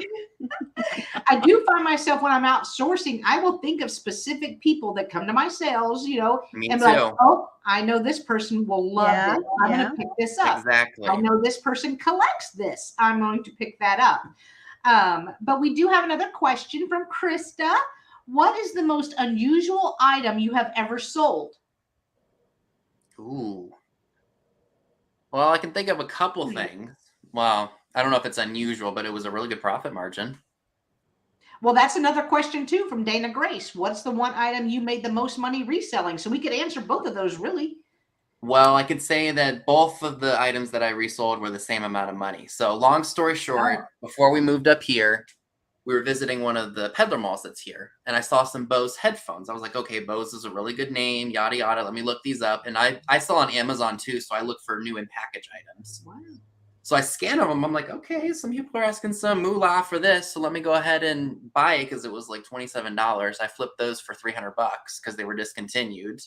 Wow. And then that crab wall pocket that I just sold for $300. That was unusual. I've never seen that before. Yeah. I don't really think I've ever had an unusual item. I mean, what do you consider like unusual? Yeah, I'm trying to think of what's unusual. I mean, think of what Tina Vision and Vintage Co. buys. She's got some cool, unusual stuff. Oh, well, that's very off the grid. Yeah. Cool. I love her stuff. She's got some real fun. I don't buy like unusual, like really unusual things. So, but the most expensive thing was, and I've talked about it before, I went to Salvation Army this one day and I found a Pyrex casserole dish. It was dirty and everything, and I knew I could clean it up. And it was that, classic, 50s or whatever pink. Yeah. And it had a design going around it. And it had the lid, and it had no chips, nothing. The lid was in perfect condition. It was $3.99. And I did a haul video, and I had mentioned in the video that I hadn't looked it up yet. And I'm like, I could probably get about $25-30 for it, but I haven't looked it up yet. I'm not sure. Next thing you know, all of my subscribers are emailing me because they looked it up, and they're like, ooh, that sells for a lot of money. I paid $3.99 and I sold it for $325. Wow. Wow. See, and I just recently, I don't know if some of you are on Instagram, if you saw the owl lamp that I posted yesterday. I found it at Salvation Army on Tuesday. It is made by Tiffin. And they sell between $300 and $500. I only paid $7.99 for it. Wow. So I haven't listed it yet, though. I can only think of I'll let Tammy go first. What do you think, Tam? I know I had an item that I sold. The only one I can think of is just recently, because I don't have a good memory on that. It was the what is that thing that I was just telling y'all about? What is it called? Ouija board. Ouija board. Just the Ouija board is what I just sold recently. I got at an estate sale. I think I paid $1 for it, and I sold it for $125. That's awesome. And then the same weekend, the very next day, I sold this monkey, a ceramic type monkey. He's on his back with his feet and hands up holding a bow, and it was blue and white. It's totally out of my decor. It looks more modern. I had one once. I sold it for $80, $60 or $70, and I found another one, and people were commented after, do you have another one of those? Do you have another one? I was like, wow, what is this thing? Well, I ended up getting another one and listed it for $100 and sold right away without, people trying to jimmy down or anything. And I still had a lady message me again. I would have paid $125, or something like that. And I was like, sorry, it already sold. What was it? What was so? I don't know. I don't know what it was. I researched it enough to get the idea of the value, and I did see it for even higher, but I was like, yeah, I'm not going to do that. Cause I only paid $4 for it, but I put it for $100 and it sold within a couple of hours, and another lady even messaged me wanting to offer more. But that was on Macari. Oh my God, Picasso! What? No way. A Russian octopus? Oh, I knew that. Oh, that's crazy. Wow! Congratulations on that one, Kathy. Awesome. Holy cow! Kathy I likes. gotta look and see what that looks like. I have no idea what that even looks like. A Russian Well, I have a Russian Santa. I love the Russian Santa. Oh, I have a Santa and them. a mouse or squirrel Russian. And Picasso, same. I am a hoarder when it comes to vintage Christmas and vintage Halloween. And I gotta say, it's a good thing I can't find vintage Halloween because I'd have to move it to a bigger house. Yeah, I am on Christmas, but not Halloween because I don't find Halloween. Yeah, it's hard to find vintage Halloween. Yeah. Mm-hmm. Right before the pandemic really struck, like we're talking early 2020, I was out in West Virginia and I visited a Goodwill, and I was like, okay, we'll see what's in here. I'm literally flipping through a table that has barely anything on it, and I'm like, okay, there's really nothing here for me. And for whatever reason, I flung the little tablecloth that was like on the table, and what flies out of it? A Scarecrow candy container. And then I search around and I'm like holding this thing with all my might, like, oh my God, nobody touch me, nobody rob me, nobody do anything. Don't touch me. Stay away from me. I'm holding my hand. And then I go around to the other parts of the store and I see another one literally flung down in some picture frames. I'm like, who let their kid do this? Vinny, I want that damn thing. I want it too. But here's the best part. Guess how much I paid for both of those candy containers? Perfect. No damage. $1. Yeah. So 50 cents a piece. Wow. And they're up on display in my bedroom right now. Let me see if I can pull them up on IG. So I remember when you showed them in a haul video, Vinny, and you were talking about how you found them. I was tickled pink. You have no idea. I bet you were. Let me see if I can find them real quick. Because I have not just those ones, but I got other ones. The last vintage Halloween thing I found was a blow mold. I found it at Goodwill.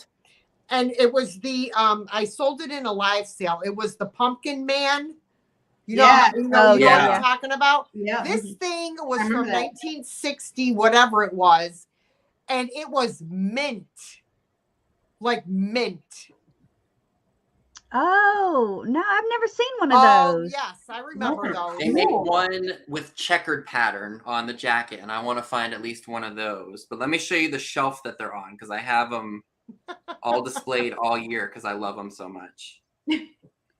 Helen, we actually, me and Helen talked about doing that last Christmas. We were right after Michael sold one for like some ungodly amount. I mean, it was like a house payment amount, right?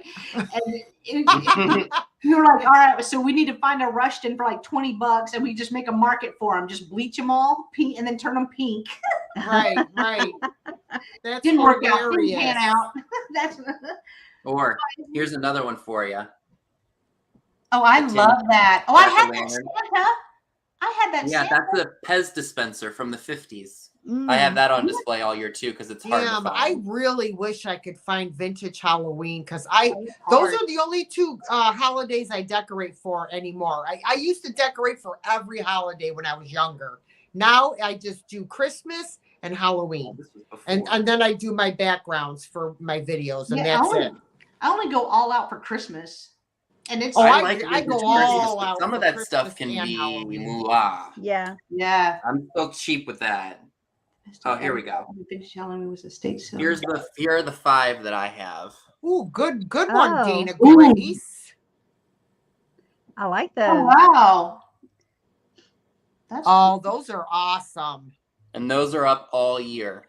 I won't take them down. I would keep those up all year too. Those are awesome. Didn't you get the link that one day I sent you, D, for that cat and the pumpkin? I thought I sent it to you. You did. But I can't remember how much it was, but I'm like, I'm not paying that much. No. I remember how much that one shop in Jersey wanted for it. They wanted like $45 and it was all. I'm like, Vinny, hello, we all thrift. Okay. Well, sometimes you can get a deal though. Hey, that snowman that you guys saw in there, I got that on eBay for $5. Oh, thank you, Krista. Thank you, Krista. I'm always a perfect example of something that Santa fairy lamp I was showing you all. I bought this on a fluke before fairy lamps were a thing, not knowing what the heck it was. I shared it in a haul, and I was like, "Oh, I paid 75 cents for it. If it's not worth my time to list." I'm like, okay, I'll throw it in an auction box, and everyone's like, "Don't you dare throw that in an auction box." I still kept the price on it because I was so thrilled. See? Never take that price tag off, ever. I won't do that with the whole Howard Pixie-ware I got there either for 75 cents. What? That was at a Salvation Army here in town. Wow. Wow. That's not even the best part about this. All right, Vinny, that's enough. Put the thing away, all right? Rub it in, Vinny. Stop rubbing it in. We need one of those things from Vinny. Yeah. We need to bleep him. Damn. I can bleep if you want to call me a bad name.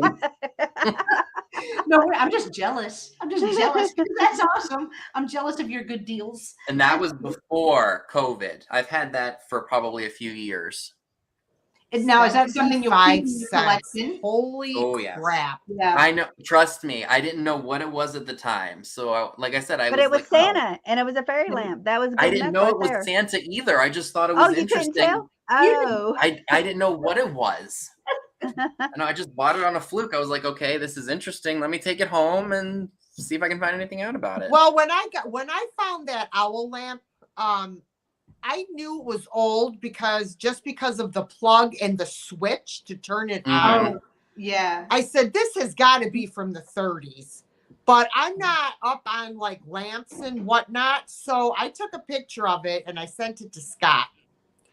He called me last night. He goes, girl, do you have any idea what you have there? I'm like, no, that's why I sent you the picture. Exactly. So he's the one that filled me in on my find because I had a feeling it would be worth, some money, but I didn't know it would be that much money. So I'm really excited about it. I would be too. Yes. Me too. See, I had that one, Vinny, and I bought a white one from D. The white one has a tiny chip that D disclosed, but I don't care because it's used for decor in my home. I wouldn't care either, girl. Dana Grace, I wouldn't care. The white one that I found, the tongue. His tongue is sticking out, whatever it is. It's chipped, but so I paid less than $10 for it. I don't care. Yeah. Mm-hmm. I mean, you find what you can find. You know what I mean? Yeah. I don't mind. I was blown away, and that was at an antique store, by the way. Really? That white one was. The most I've ever spent on a fairy lamp is $28.50, and that's for a Mosier owl that I have. Is the owls? Are they long? They're tall ones. Is there more than one kind of fairy lamp owl? Yeah, there's Viking. Viking makes them. Those are the taller ones. Okay, those are the ones we have. I want one of those. We saw one when we were in Jersey, remember? But they wanted like $40. Yeah. I was like, no. This is the one that I found when I was out in Pennsylvania. This is a rare one. Oh my God. I've never seen one of those. That's neat. They had it listed as a candy dish in the shop. I was like, that does not look like a candy dish. So it has a pedestal. You know what, Vinny? That's cool. I actually sold one of those to Jeffrey Ross. Did you really? Yes. Did you know what it was? Jeffrey, I'm not a fan of amber glass, but I like this one. Isn't that the same one I sold to you, Jeffrey, if you're still here? Did you know what it was, Dee? I thought it was a fairy lamp, but it wasn't. Jeffrey, help me out here. I've never seen one of those in person. Yes, it is, he says. But people say it's a hard one to find. Yes, it is. This is what one sold for. So that's why if I ever sell it, it's going on the bay. So where's the two pieces? So is it a holy crap, Jeffrey, you got a smoking deal. Dee's gonna go cry now. Oh my God, I'm gonna throw I sold those mushroom fairy lights that are by Tiara. I'm sure some of you all have seen those. I found two of them in the box, one blue, one pink. At the time, we weren't going for a whole lot on eBay, so I put it in the live sale as an offer up. Someone got a steal because maybe a year later they went up in value. So I still have a blue one actually. I liked it, but I sold the pink one. So I was like, pink's not my thing. And actually, I think I have a top or a bottom to the pink one. Oh. The worst part is when you find the top or a bottom to a fairy light and then you won't. I feel like I'll never find the shade or I'll never find the bottom to it. I have a collection right here of tops and bottoms to fairy lamps. Just in case. Yeah, just in case. That's awesome. That's awesome. Well, how do you guys know, like, I don't know how to say it. Like, how do you know what's hot, what's not? I mean, like, I don't know, like fairy lamp. Hot comes and goes. Social media. Right. It's like ebbs and flows, right? So how do you know what to pick up? Like, I just pick up stuff because it looks cool or it's pretty.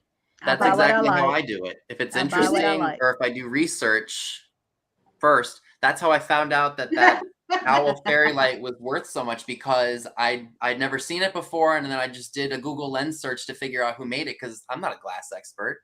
Yeah. And what was the question, teacher? I wasn't paying attention. It's you trying to get your owl back. Look.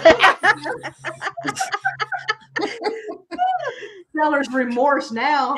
Well, we all learn though. That's the thing. Like, there are some things that I've even sold online, like on eBay, that I've made a mistake with. Like I bought a Barbie case like maybe 2 summers ago. It had a really rare, ideal Super Queen doll in it, and I sold it as a Misty doll for $40. It was worth $300. Wow. But I didn't know. I don't know what I was. I think I was just on an impulse of listing stuff. So I made a mistake, and I mean, I'll know for the future if I see it again. Oops. Right. It was a Wonder Woman Super Queen from, I think, 65 or something like that. Hard as hell to find.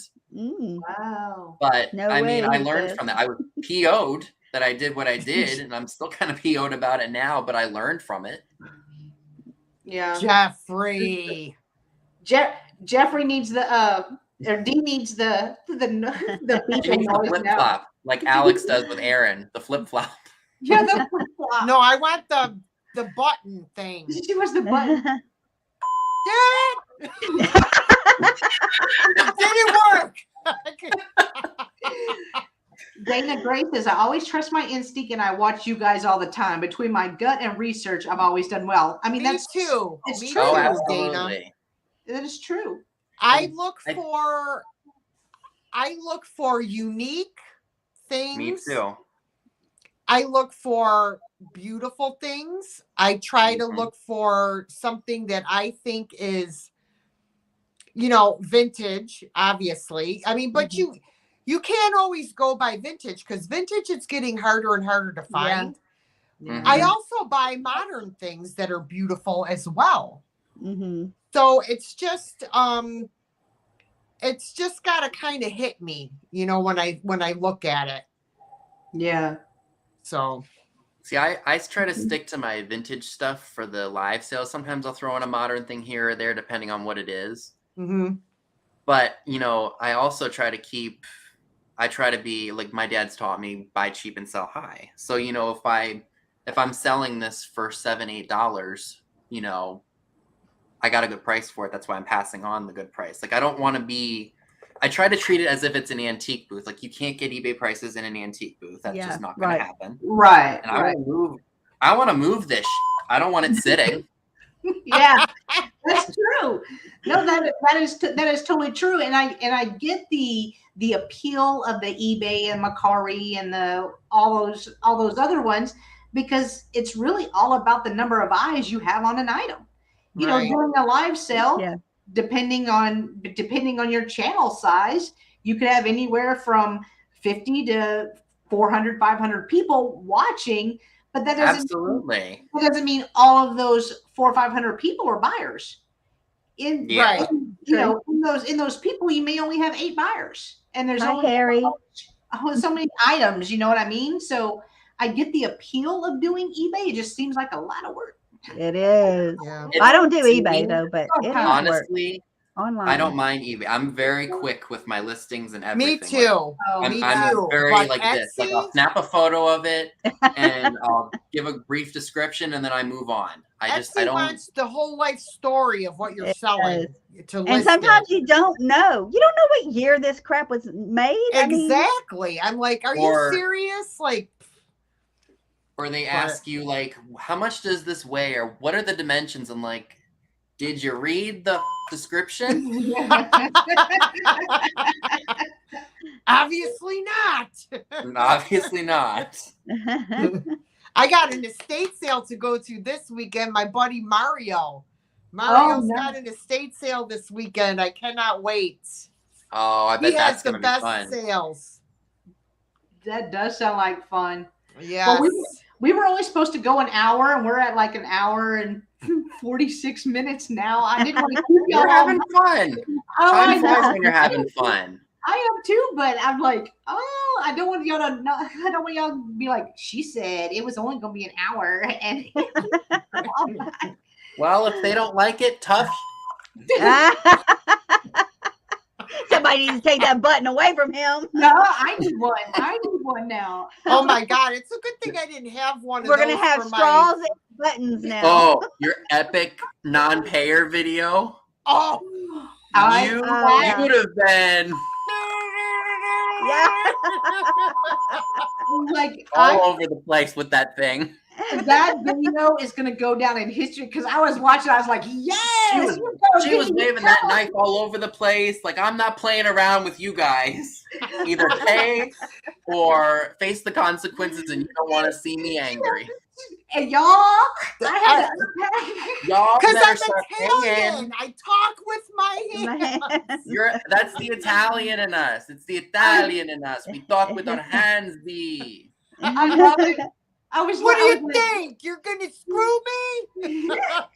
I'm like, please don't poke your eye out on a video. Good thing she's got them glasses on, because otherwise she would accidentally if she wasn't careful. Seriously. Hey, you know what? To be honest, I forgot I had the thing in my hand. Oh, really? I forgot I even had it in my hand. And so I didn't know until Aaron at chapter 2 mentioned about swinging the box cutter. I had to go back and watch the video. I'm like, oh my God. That was the Don't Around with D video. Yeah, it was. I mean, I swear that video is just gonna be. It's epic. It is just epic. It was. Mary hilarious. Dugan said that's why everyone pays D. Yeah. That was great. Oh my God. That is crazy. That's true. It's true. After that video, now whenever you have someone that doesn't pay you and you've reached out, they go, you just send them that in the email. I'll send them a picture of me with the box cutter. No. I'm coming for you if right. you don't pay. I know where you live.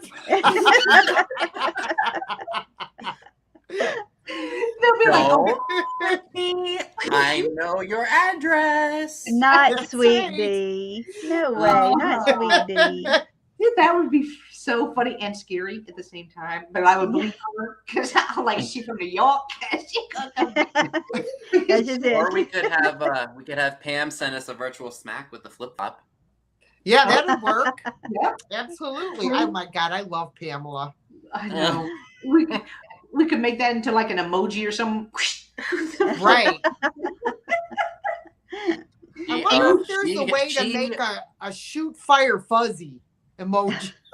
Well, shoot, fire fuzzy. Shoot fire fuzzy. I will tell you, when I was. Are you going to talk about the something coming out of the butt comment she made in the video? She said something along the lines like, my butthole's so tight I couldn't shove a thing of straw up it or something like that. A piece of straw? I was like straw hay or something. I was like, damn.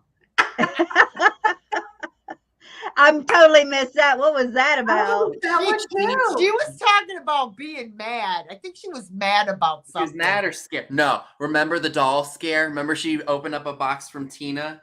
And she and the doll literally she showed it on camera and the light flickered and her scream was epic. Yeah.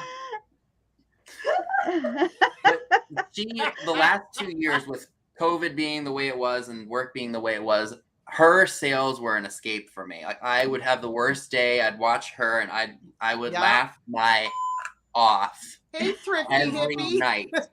Every Saturday night I would laugh so freaking hard at something she would say. Honest to God, some of those sayings, I mean, I thought a friend of mine that I used to work with, God rest her soul, she passed away. She was from Pennsylvania. And she would say this stuff, and I would be like, where the hell did you get that from? And she's like, my mother. I'd be like, how you doing? She'd be like, oh, finer than frog's hair. That's a southern thing. Finer than frog's hair. And then she'd say, oh yeah, trying to get this guy to pay me is like trying to pull hen's teeth. Pull hen's teeth? Right. Somebody's had to do it. Pull hen's teeth. I guess. I mean, she just like the stuff she would come up with. I'm like, oh my goodness. One of my daughter-in-law makes fun of me about recently that. With Ariana Withering Cottage. She did a sale. She was selling some Christmas lights or something. And she literally just goes, you know that feeling of when you got a poo-poo and you clench your butt cheeks together? I was like, damn, once again. Something with the butt cheeks, you know? I don't know. I was so scared I couldn't shove a piece of straw in my butthole. That was hilarious. I was like, where did that come from? Right. I mean, you just got to wonder who makes this stuff up. You're slow with the beeper there, Vin. You're supposed to know what I'm going to say, kumbadi. How the should I know when you want me to use the beeper D? Y'all gonna pop into D sale next week. Amazon's already gonna deliver her. Right. Hi, here's Nathan. your package D. Hen's teeth are scarce. Yes, I said that to her. I said hens don't have teeth. She goes, right. That's why it's so hard to pull hen's teeth. I'm like, you're a jerk, okay? Get away from me. I grew up watching Hannah Montana. I know that's probably you all's kids' age or like nieces and nephews and whatnot. Yeah. So, I grew up hearing stuff like, that's stupider than a vegetarian eating breakfast at the Beef and Waffle, stuff like that. I grew up listening to those Southern terms because of that show. Yeah. Honestly, I will have to say that was kind of like the modern Beverly Hillbillies. It really was. No, it was. But I loved it though. I loved all the Southern humor. I loved all the Southern references, and it was great. I loved it. Do y'all remember Celebrity Ghost Stories? Barely. I've seen it. Sounds familiar. Well, and then Kim Russo, who was the psychic medium, they after they had the show Celebrity Ghost Stories, they had another series with Kim Russo And it was called The Haunting of, and it would be a different celebrity each week. I just watched the one yesterday with Billy Ray Cyrus. Oh boy. She took him to this plantation house that he had a paranormal experience at. And it was pretty interesting, but you just reminded me of that. I don't know why Hannah Montana had nothing to do with Miley Cyrus. It did. Billy Yeah, Ray Cyrus. it was her. Okay. Yeah. Okay, I thought I was thinking about that other one too. That other show that was on with that real skinny girl. What? She was on Nickelodeon. Are you talking about Amanda Bynes? Amanda, Selena that's Gomez. her. Yeah. Oh, Amanda Bynes. Yeah. Oh, I thought you were I talking I about. love getting that them- show too. Yeah. But yeah, it was pretty interesting though. I watched it on YouTube. I watch all that paranormal stuff. I love it. See, I watched the. This might seem a little weird, but y'all know who the Long Island Medium is? Yeah. I watched that show. I don't know why I find it fascinating, but I do. Mm-hmm. Whether it's all correct or not, I don't know, or whether there's a lot of editing going on. Yeah, that's just the one with the big hair. I forgot her first name. Yeah.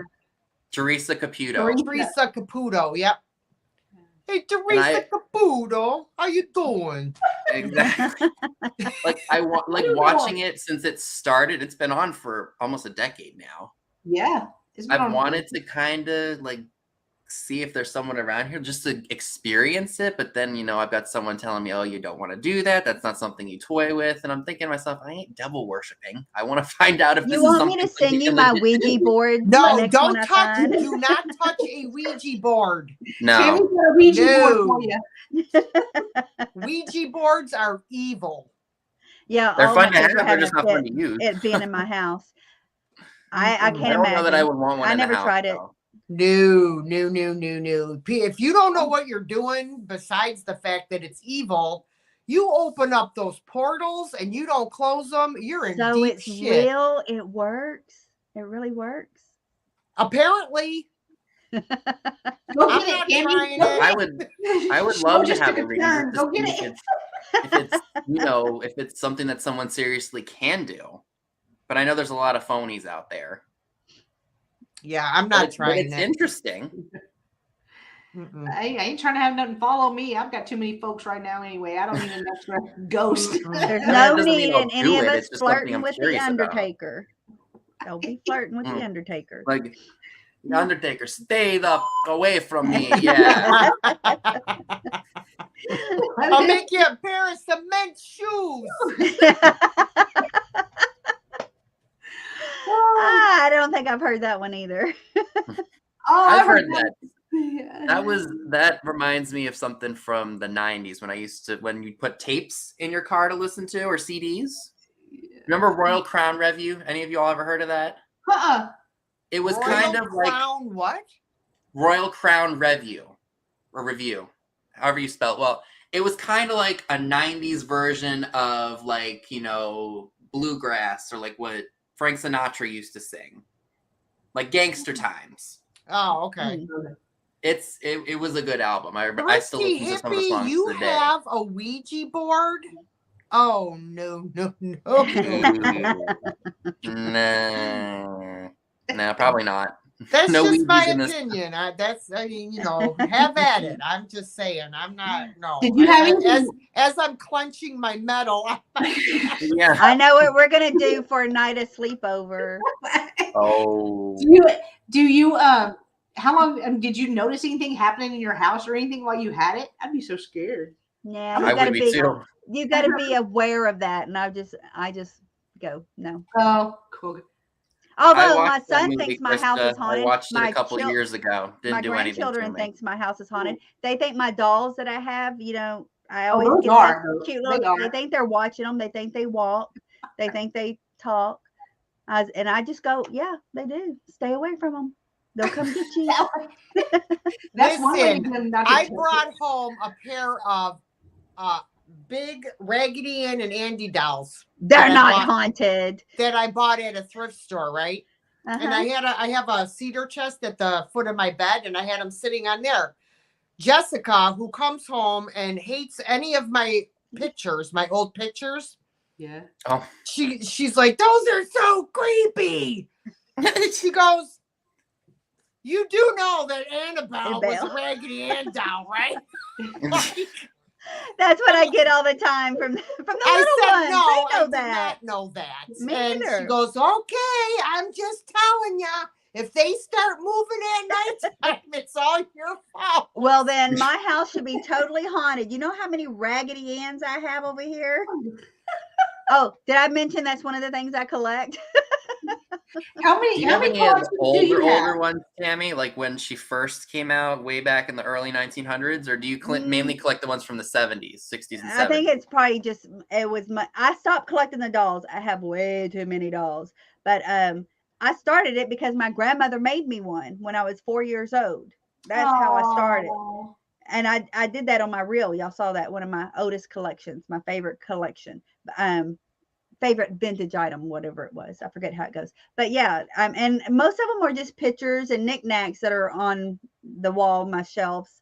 But I have a ton of dolls, and I have no place to put them right now. So right now they're kind of boxed up, most of all the dolls. But they're not before. I don't think any of them are before my grandma's doll, So, and grandma's doll's almost 50 years old. Oh wow! Have you ever counted your collection? Mentioned about the movie The Exorcist. I saw that movie. That house is down the road from me, not far from me. Really? The one they used in the movie? Where it supposedly happened. Do you know? Oh, where the actual thing based on the movie happened. Oh, okay. I watched that movie, I don't know how many times when I was a teenager, And the only part of the whole movie that bothered me back then was when her head spun around. But do you know that I cannot even look at a picture of her? Yeah. Possessed, because it freaks me out. It's like I have to. One time, a friend of mine on April Fool's sent me this. I thought it was a card, and it was like words and music, and I'm watching it, and all of a sudden her face popped up on the screen. I thought I was going to poop my pants. I said, don't you ever do that to me again. Oh my God. I'm fixing to ship D a box. The trend was the Scary Maze game. Do y'all remember that? The what? The Scary Maze game. You would do 3 mazes, and then once you get to the end of the very last one, a loud scream and the Exorcist face pops up. Oh. Yeah, I swear to God, I almost right. There you go. I can't. There's no way I could watch that movie now, because when you're older, you really actually understand what's really behind all of it, and it just scares the living crap out of me. See, what scared me as a kid was Forensic Files and Cold Case Files. Oh, I love that stuff. But when I was a kid, though, mind you, I was way too young to be learning about this stuff. But, I'd stay over my grandmother's house a lot, and she'd let us stay downstairs so she didn't have to inflate the bed in the office, yada, yada. And, in the family room, you have a window at the far end of the room we were staying in, and then you looked out the front door. I would be plump terrified. I would see some creepy person come up to the door and try to break into the house and do things they shouldn't have done from watching those shows. And they used to really wig me out. And then as I got older, I was like, I can fall asleep to this. And I've done it for the last 50 years. Yeah. I'm like, this ain't nothing now. That's why we don't let the little ones watch scary movies. No. Yeah. I don't watch scary was movies. Taken to the drive-ins to see some of those scary movies back in the day, and that's why she was so protective of my brother and I when we were growing up seeing that stuff, because she had trauma from that stuff. Hey, I think the only movie that I can recall that really like scared me was because I thought it was true. And I know I've said this before, but Blair Witch Project. I knew you were going to say that. I don't think I've seen that. Oh my God, watch it. They hyped, but before it came out, they really was trying to hype it up like it was real and all of this stuff. Yeah. Oh, that freaked me out. And I was in my 20s. It wasn't that long ago. I was seeing people standing in corners for months. That's why she's always worried about someone standing behind her. That's why I freak out so look, I was looking at my camera too just now, make sure. Because my husband, as mean as he is, he would just go and just stand in a corner. Well, I would walk into the room and he would just be standing in the corner. Oh, I'm good about that. Love that. He gets a kick out of that. I love scaring my coworkers and stuff. I do things like that all the time. I do it to my husband, my kids, my grandkids. I get them. I didn't like this movie. What? Is that Bloody Mary? No, what movie was that? They'll all know. If it's scary, I don't know because I don't watch scary movies. And you clap. What is it? You clap. Deep in is it called the clap? It's called the clap? No. The clap. I feel like I know it. The Conjuring. I've never seen The Conjuring. Oh my gosh. That was a creepy movie. I need to see that now. Yeah. Wait, is that the one with the creepy kid? Was it a creepy kid? It's been so long since I saw it. I can't even tell you. I just remember that. Let me look it up real quick. That clapping, and it was just like creepy as all get out. Oh my God, I cannot wait to stay the night with Dee. Is that a more recent movie? The Conjuring, that came out probably about, I don't know, it was quite a while back. Maybe they remade it. Well, I know they did that with When a Stranger Calls. Yeah, they've made it. Wasn't there like 3 or 4? Yeah. Ones after that. Yeah. Yes, it was. Oh, creepy. See, Krista knows. Krista, she said yes, it was creepy. I don't remember the whole movie. I only watched it once. That was enough. And I love scary movies, but that one was creepy. And there was a movie that came out back in the early 70s. It was in the 70s. And Carol, what the hell was her name? Channing? Burnett? Carol. Burnett. No. Burnett. Carol Brady? Kane? Carol Kane. What the heck was her name? But anyways, it was called was it When a Stranger Calls? When a Stranger Calls, the remake movie from the early 2000s. Have you checked the children? Yeah. No. She was babysitting. Have you checked the children? Oh, it was Carol Kane. Creepy. Carol Kane. My one of my friends in I think it was my criminal law class in high school, we watched that movie. And one of my friends, I think she was on the phone with the creep and he was behind her in that, like, what do they call that? The green, like that green room with all the plants and such in it. And she literally, just as that figure showed up on the screen, he jumped 3 feet in the air and we all laughed our because it was just not something we were expecting. Kelly said that Conjuring was based on true events. So was The Exorcist, wasn't it? Yeah. Yeah, I told you the house is down the road from us. Do they like do tours or something? When it gets us most people traveling through is Halloween. They go trick or treating through there. You know, you gotta take a picture of it.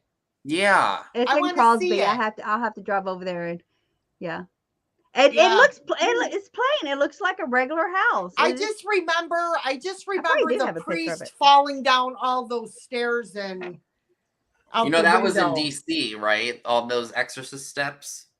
They filmed that. Oh, really? Yeah, there's steps when you first go into DC from Maryland where they filmed that scene back in the 70s. Oh, and my mom used to climb those steps. Those steps are at the actual house, Vinny? Not that I know, because I know the movie they filmed in DC. Okay. Oh. Huh.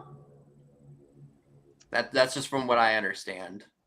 I know the neighborhood's on a burial ground, but only that house was haunted, apparently. Oh, there's other houses around it too. It's not just like a house. It's in a neighborhood. It's a neighborhood.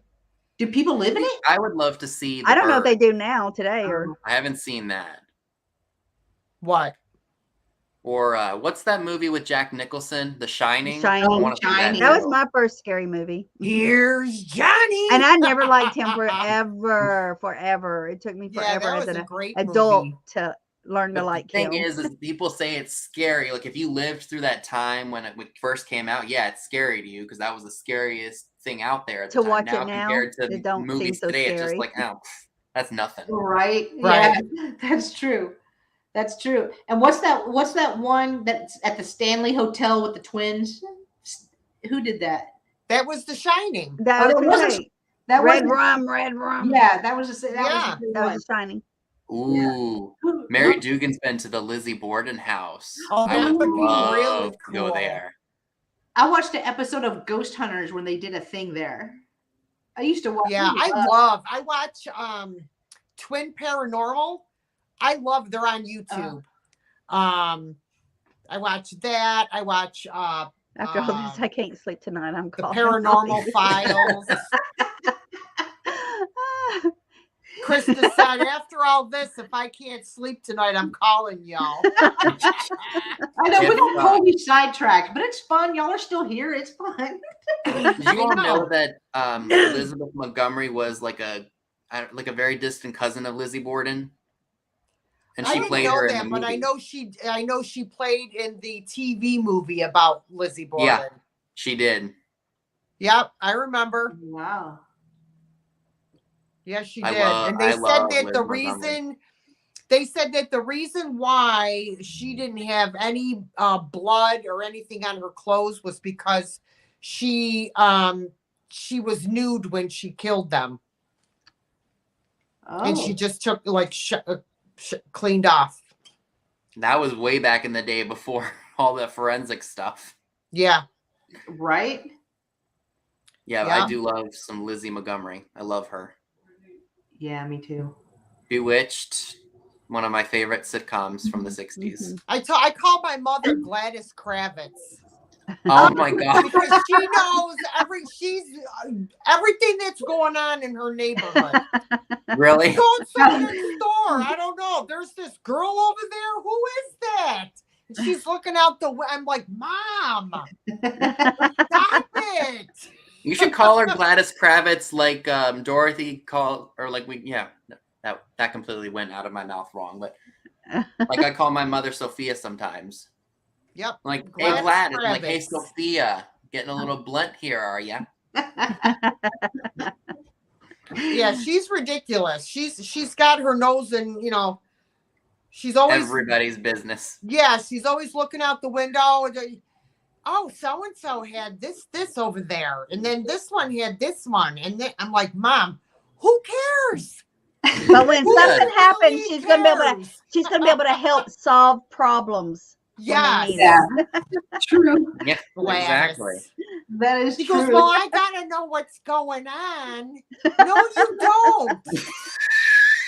Hey, leave her alone. That's her favorite pastime. That's her hobby. That's Throw her hobby. signs at her, Dee, and see what she watching. does. People watch. Hey, that's an actual activity in a nursing home. Oh. It's an actual activity in a nursing home. People watching. People doing it at the park all the time. They just. Yep. That could be creepy. That could be staking you out too.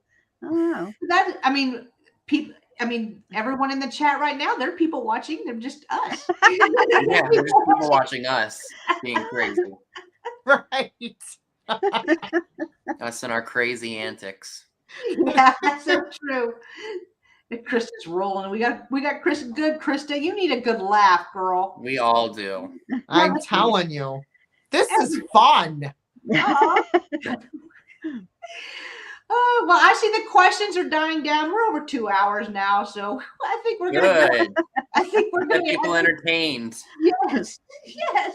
I think we are going to call it a night. We thank you so much. If you have not subscribed to Tammy with Vintage Uprising Texas, Vinny with Vintage Vinny, or D with Thrill of the Thrift, please go do that. And I will add their links to the description after the video has ended. But we really thank you so much. I have an offer you can't refuse. We need a straw for the end. You go see D, you bring a straw. Oh, yes. Bring a straw. Okay, ready?